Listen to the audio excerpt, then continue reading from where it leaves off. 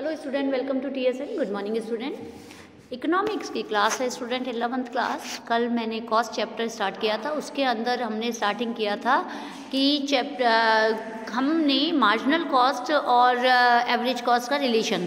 आज मैं रिलेशन बता रही हूँ कि रिलेशन क्या है हमारा, relation between average cost and marginal cost. कल स्टार्ट किया था बट अधूरा रह गया था, इसे आज मैं कंप्लीट कर रही हूँ। सो यहाँ पर एक फिगर दिया हुआ है, एवरेज कॉस्ट दी हुई है, मार्जिनल कॉस्ट दी हुई है और टोटल कॉस्ट दी हुई है। अब यहाँ हम निकालेंगे कैसे, ये मैं आपको पूरा बता रही हूँ कि सबसे पहले हमें आउटपुट दिया हुआ है जो हर एक में रहता है। टोटल कॉस्ट क्या है, टोटल कॉस्ट हमारी निकालनी है। हम कैसे निकालते हैं, वेरिएबल कॉस्ट और फिक्स कॉस्ट से। तो अगर हमें टोटल कॉस्ट मिली हुई है तो हम एवरेज कॉस्ट और मार्जिनल कॉस्ट कैसे निकालेंगे। एवरेज कॉस्ट निकालने के लिए हम टोटल कॉस्ट अपॉन क्यू करेंगे, मतलब कि क्वांटिटी से उसे डिवाइड करेंगे। सो वो क्या बन जाएगी, एवरेज कॉस्ट। तो एवरेज कॉस्ट के लिए हम निकालने के लिए सबसे पहले मैं एवरेज कॉस्ट निकाल रही हूँ। यहाँ आप देखेंगे क्वांटिटी है हमारी 0, आउटपुट जो 0 है, और टोटल कॉस्ट फर्स्ट पे हमारी 10 आ रहा है। तो यहाँ इन्फिनिटी होता है हमारा एवरेज कॉस्ट, मतलब कि कुछ भी नहीं आएगा। नेक्स्ट आता है जब टोटल कॉस्ट 20 है और उससे क्वांटिटी हमारी 1 है तो हम डिवाइड करेंगे 1 से, तो हमारा यहाँ पर आ जाता है 20। इसके बाद आता है टोटल कॉस्ट 28 है और उसे क्वांटिटी से डिवाइड करेंगे तो हमारे पास 2 आ जाएगा, तो 14 हो जाता है। नेक्स्ट आता है टोटल कॉस्ट 34 है, उसे डिवाइड करते हैं हम 3 से, तो हमारे पास आता है 11.3। इसके बाद हमारा टोटल कॉस्ट 38 है, डिवाइडेड बाय अगर टोटल कॉस्ट से हम डिवाइड करते हैं तो कितना कुछ आता है। सो स्टूडेंट, हमने अभी पढ़ा टोटल कॉस्ट में से मार्जिनल कॉस्ट और एवरेज कॉस्ट कैसे निकालते हैं। तो मैंने अभी बताया 3 तक मैंने बता दिया। 4 यूनिट अगर हमारी क्वांटिटी है तो हमारा 38 अगर टोटल आउटपुट है तो उसे हम डिवाइड करेंगे अपॉन 4 से, तो मेरे पास आता है 9.5। देन 5th यूनिट में 42। ऐसे ही हम टोटल एवरेज कॉस्ट निकाल लेते हैं। सो ये टोटल एवरेज कॉस्ट आपको निकालना आ गया आई थिंक। अब यहाँ पर आप कर्व देखिए, सीधा पहले टोटल कर्व का पहले AC का कर्व देखते हैं हम स्टूडेंट। यहाँ हमारी क्वांटिटी है, यहाँ पर हमारा आउटपुट है और ये हमारी कॉस्ट है। सबसे पहले हम AC देखते हैं। फॉर 0 यूनिट पे हमारे पास कितना है, 0 यूनिट पे इन्फिनिटी है, और हमारे पास फर्स्ट यूनिट है, फर्स्ट यूनिट पे हमारे पास कितना आता है 20। तो अगर मैं देखती हूँ तो जैसे 20, देन 14, देन 11, देन 9.5 और 8.4। तो मतलब कि यहाँ आप देखेंगे ये कर्व, फिर देन अब क्या होता है, जैसे जैसे टोटल कॉस्ट में वेरिएबल कॉस्ट जुड़ती जाती है तो टोटल कॉस्ट वापस बढ़ना शुरू हो जाती है। सो यहाँ हमारा 48 आ गया, फिर 6 यूनिट पे, तो 6 यूनिट पे सबसे लोएस्ट लेवल पे रहती है हमारी क्या, तो एवरेज कॉस्ट। इसके बाद वो 56 डायरेक्ट अपर साइड में आ जाती है, तो 56 मतलब कि यहाँ पर हमारा 8 और फिर देन 8, तो ये हमारा एक साथ आता है। इसके बाद 9 और हमारा यूनिट ऐसे बढ़ता जाता है। तो टोटल जो एवरेज कॉस्ट होती है स्टूडेंट, उसका जो कर्व होता है वो ये वाला कर्व होता है, यू शेप्ड कर्व। इसके बाद आता है मार्जिनल एवरेज।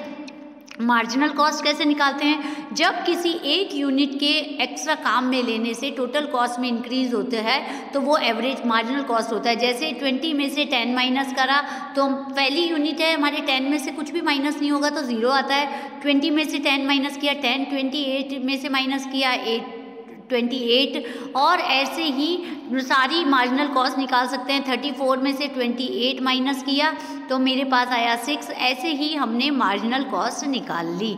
सो मार्जिनल कॉस्ट का कर्व देखेंगे। अब हम कैसे देखेंगे, पहली यूनिट पर 0 है तो 0 हमारे पास, 0 के हमने कहीं से भी स्टार्ट नहीं किया। सेकंड फर्स्ट यूनिट आई, उसमें हमारे पास 10 आ गया, तो मान लो ये 10 मार्जिनल यूनिट। थर्ड यूनिट पे मेरे पास 8, मतलब ये डिक्रीजिंग आता है, और एक स्थिति ऐसी आती है जब ये diminishing rate of marginal utility के द्वारा नीचे आ जाता है और कांस्टेंट होता है, वहाँ पर एवरेज। अब यहाँ पर आप देखेंगे 4th और 5th यूनिट पर एवरेज कॉस्ट और मार्जिनल कॉस्ट एक साथ हो रही है। यहाँ पर यूनिट 4 लिया हमने तो यहाँ आ गया 4 यूनिट पे ये दोनों बराबर आ रही है, 5th यूनिट पे 8.4, जहाँ पर ये दोनों एक दूसरे को कट करते हैं, मार्जिनल कॉस्ट और एवरेज कॉस्ट। यहाँ पर इसके बाद सीधा एक साथ 16 तक पहुँच जाता है, तो मार्जिनल कॉस्ट हमारा कर्व लिए हुए होता है, ये दोनों ये कर्व आते हैं। सो स्टूडेंट, यहाँ आपको पता चला होगा कि किस ढंग से एवरेज को। अब यहाँ देखो, When average cost is falling,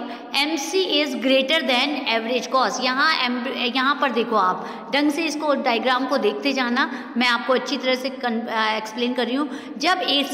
जब एवरेज कॉस्ट घट रहा है हमारा ये, तब मार्जिनल कॉस्ट सबसे हाईएस्ट रहती है ना। When AC is rising, जब AC बढ़ता है तो MC ग्रेटर देन AC, जब MC ग्रेटर देन AC, यहाँ पर देखोगे आप ये बढ़ा हुआ है।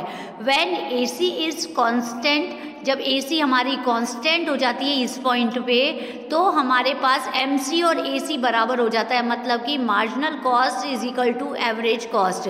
एक पॉइंट ऐसा आता है जब मार्जिनल कॉस्ट और एवरेज कॉस्ट बराबर हो जाती है। जब MC is always to the left of AC, ये हमेशा लेफ्ट साइड में ही चलती है, मतलब कि ये वाला कर्व और ये वाला कर्व, ये MC हो गया और ये AC, मतलब कि एवरेज कॉस्ट से ज़्यादा MC हमेशा लेफ्ट साइड में रहती है। सो लोएस्ट पॉइंट, और ये मैंने अच्छी तरह समझा दिया। आई थिंक आपको मार्जिनल कॉस्ट और एवरेज कॉस्ट का रिलेशन समझ आ गया। अब कुछ चीज़ें आपको मैं वापस बता रही हूँ। When AC fall, MC is lower than AC। यहाँ ध्यान से देखेंगे, when average cost falls, marginal cost is less than average cost.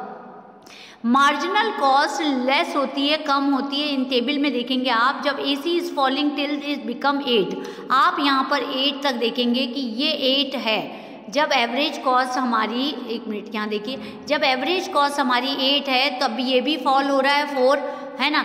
और यहाँ पर आ रहा है जब remains less than 8, AC is falling till point E, यहाँ E पॉइंट तक हमारी AC गिरती रहती है, एवरेज कॉस्ट गिरती रहती है जब MC continue to be lower than AC, और MC भी गिरती है, वो भी लोअर ही होती रहती है। So then the average cost, यहाँ आप इसको ध्यान से देखेंगे, average cost that is why when marginal cost curve is falling is below the average cost. ये मैंने आपको अच्छी तरह समझाया है।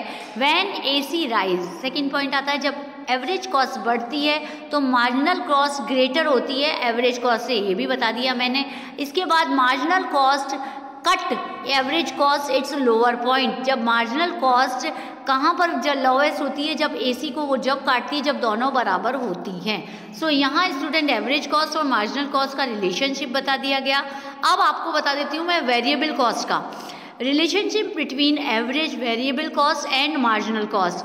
मार्जिनल कॉस्ट और एवरेज वेरिएबल कॉस्ट का रिलेशन जो होता है वो क्या होता है, व्हेन एवरेज वेरिएबल कॉस्ट कौन सी होती है, ये रही एवरेज इधर ध्यान से देखिए आप, एवरेज वेरिएबल कॉस्ट फॉल्स तो MC is greater than average variable cost. यहाँ पर आप देखेंगे MC ज़्यादा है किससे, MC ज़्यादा है जब एवरेज वेरिएबल कॉस्ट से, आप यहाँ देखेंगे। सेकेंड पॉइंट आता है व्हेन AC इज कांस्टेंट, जब AC और MC दोनों कांस्टेंट होते हैं तो दोनों का रिलेशन एक सा होता है। जब MC is equal to greater than ABC, तो ये भी हमने कंप्लीट कर लिया। अब आता है टोटल कॉस्ट और मार्जिनल कॉस्ट का क्या रिलेशन होता है। स्टूडेंट यहाँ हमने देखा टोटल कॉस्ट और मार्जिनल कॉस्ट का क्या रिलेशन है। तो total cost, marginal cost is estimate as the difference between total cost to success. यहाँ एक आपको फॉर्मूला दिया हुआ है MC अपॉन n मतलब number is equal to TC n minus TC n minus 1।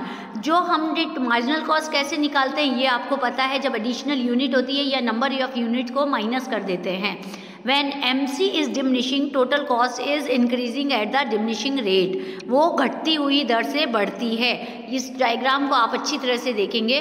अब यहाँ पर देखिए x एक्सिस पे आउटपुट है और y एक्सिस पे मार्जिनल कॉस्ट और ये टोटल कॉस्ट बताई गई है। नीचे कर रही हूँ मैं थोड़ा सा इसको, आप देखिए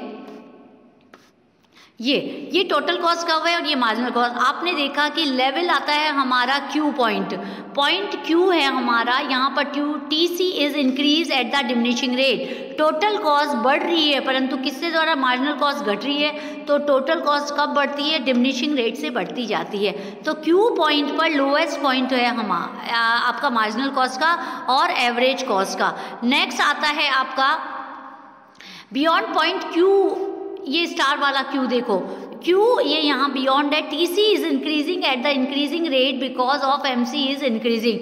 एमसी जब तक बहुत हाईएस्ट पॉइंट पर आती है और वहाँ पर टोटल कॉस्ट हाईएस्ट हो जाती है, वो बढ़ती हुई दर से बढ़ती है। At point Q star TC stop increasing at a decreasing rate. अब डिक्रीजिंग रेट से घटना खत्म हो जाता है टीसी का, because MC towards the lowest point, MC का लोएस्ट पॉइंट होता है ये, और वहाँ पर टीसी वापस से क्या करती है, बढ़ना शुरू हो जाती है घटती हुई दर से। सो ये रिलेशन है हमारे टोटल एवरेज कॉस्ट और मार्जिनल कॉस्ट का। अब आता है average variable cost, average factor cost and marginal cost is again once diagram. ये तीनों एक डायग्राम में आप अच्छी तरह से देखेंगे। यहाँ पे कैसे आ रहा है, AC minus ABC, average cost में से यदि एवरेज वेरिएबल कॉस्ट घटा देते हैं तो वेरिएबल डिस्टेंस आ जाता है एवरेज फैक्टर कॉस्ट का। तो ये रेगुलर हाइपरबोला होता है हमारा। तो यहाँ पर आप देखेंगे AC and ABC get closer to each other as a output increase, on the other hand AC as AFC get away from the each other। सो यहाँ पर एक रिलेशन बताया गया है ABC, इसको आप अच्छी तरह से करेंगे तो आपको अच्छी तरह से समझ आ जाएगा। सो ये चैप्टर हमारा एवरेज कॉस्ट, टोटल कॉस्ट और मार्जिनल कॉस्ट का खत्म हो गया। नेक्स्ट चैप्टर रेवेन्यू स्टार्ट करेंगे। Thank you, till then keep watching.